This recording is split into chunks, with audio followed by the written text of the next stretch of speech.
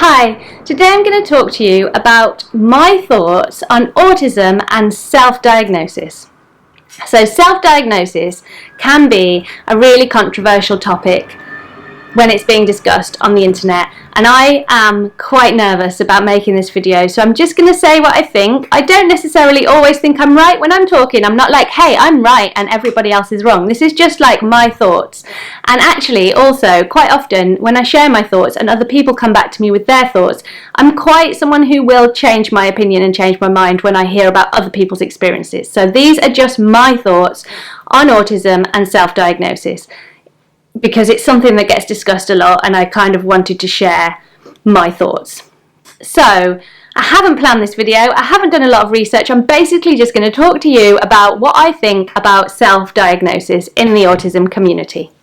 So as regular followers will know, I was formally diagnosed as an autistic person by the NHS local autism adult diagnostic services on the first time that I was seen by them. So I went to the GP, was referred to the local autistic diagnostic services for adults provided by the NHS. I had a 3-hour assessment at the end of which I was diagnosed with autism.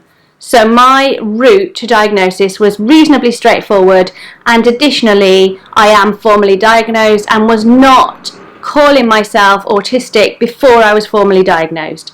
And the reason for that is that I at that time didn't know a huge amount about autism and didn't know any other autistic people, and certainly didn't know that there was a percentage of the community that were self-diagnosed. And to me at that time, until a professional had told me that I was autistic based on the diagnostic criteria and my experiences, I wouldn't have said that I was autistic.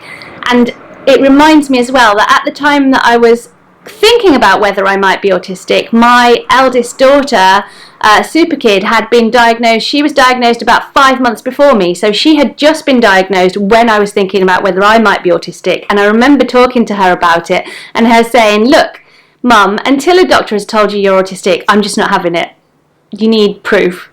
So I think there was something in there for me, and is generally something in there for me, about needing proof for something for it to be true. So like the fact and evidence thing, like autistic people, in my experience, generally work with facts and evidence. So, for example, if an autistic person is stressed about something, saying, there, it'll be all right, doesn't really help, whereas saying, it'll be all right because of this and this and these reasons that are facts and will help you to see how it will be all right. So we work really well with facts and evidence, and I think that applied to me with diagnosis, that if I hadn't have had an official diagnosis, I would have always been doubting and wondering whether I just was being neurotic or whether I'd just made it up. Now, if you're watching this going, hang on, I'm self-diagnosed, what are you saying? I'm not saying that about you. I'm saying that at that time, 4 years ago, or however long ago it was, I'm kind of losing track, I didn't know enough about autism and self-diagnosis to be confidently saying I'm autistic and I don't need some neurotypical professional to tell me so. I did need a neurotypical professional to tell me I was autistic in order for me to believe it. So I'm glad, and I will say, I'm glad I have a formal diagnosis because I think it makes things more straightforward for me. However, I am now aware, having been involved in the autistic online community and real life community for a number of years, that it is not that straightforward for everyone. For example, for some people, accessing diagnosis is either, if you're in a country where you pay for healthcare, financially unviable, or if you're in the UK like me, at the time that I was seen, I waited like 5 months to be seen. Now you could potentially wait for 2.5, 3 years to be seen, and are you supposed to live in limbo during that time? Maybe I'm autistic, maybe I'm not, maybe I am, maybe I'm not. So I'm now aware that getting access to that diagnosis isn't necessarily a straightforward thing. So it's not simply a question of, oh, you don't want to be diagnosed. In many cases it's a question of, I'm not able to access diagnosis. So I think that's kind of fair enough. Like, I would say it seems to me like if you think you're autistic and you're looking at the diagnostic criteria and you're recognizing parts of that in yourself and you're finding the strategies that are around for autistic people helpful, and identifying as autistic is improving your life and making you feel better and helping you to cope with life, I don't really see a huge problem with that, to be honest with you. It's not some precious diagnosis that I can keep hold of because some doctor told me I have it, but you didn't, so you don't get to. I don't know what that voice was, but I don't think of it like that. I think, God, I was so fortunate that I was able to be diagnosed so quickly and so easily, and how hard it must be to not have access to that. And if self-identification is helpful for you and you're in that situation, then I entirely support your right to call yourself an autistic person.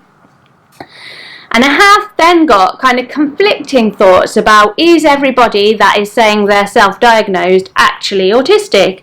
And then even getting into layers of, so you need someone, usually not autistic, someone neurotypical who's been trained to recognise autism, to tick things off on a list that isn't necessarily entirely accurate because we don't fully understand what autism actually is. So we've got this list of traits that are the diagnostic criteria.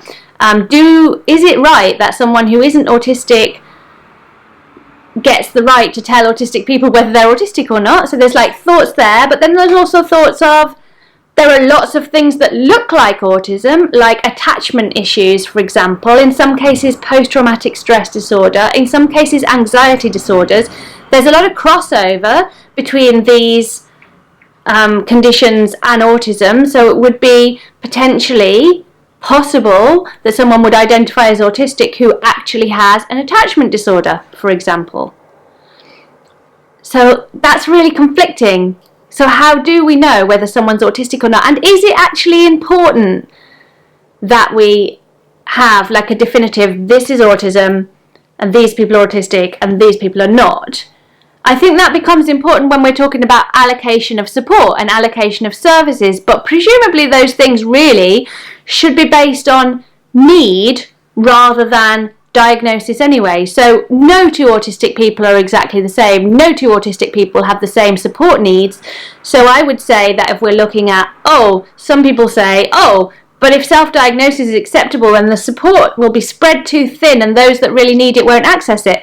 Well, no, because it would be possible to self-diagnose as autistic but recognise that you don't have a significant support need. Or it would be possible to be diagnosed as autistic and recognise that you don't have a significant support need. So maybe it's about those services and those supports being based on an assessment of individual need. So hey, here's a crazy thought. Maybe it's about looking at people as individuals and seeing what they as individuals need and supporting them appropriately. I mean, what do you think? So, basically, here's what I think in a nutshell. If someone is self-diagnosed, that doesn't necessarily mean 100% that they are autistic. But I think there's a reasonable chance that they are, because why would you think you were autistic if you weren't? It's not some like really cool thing to grab hold of and be like, hey, so I think if you're recognizing autism in yourself, there's a reasonable chance that you're right. But until you have an actual diagnosis, it's also possible that there are other things that could explain those traits and those symptoms. But if you are self-diagnosed and you feel really confident that you're autistic and you want to live your life as an autistic person, saying that you're autistic and identifying as autistic, I don't really have a problem with that. Like, it's not affecting me. It doesn't make any difference to my life. It's not hurting anyone, and maybe it's helping someone. Maybe it's helping that person to live their life in a more happy and peaceful way. So, I just don't see why I should have a problem with that.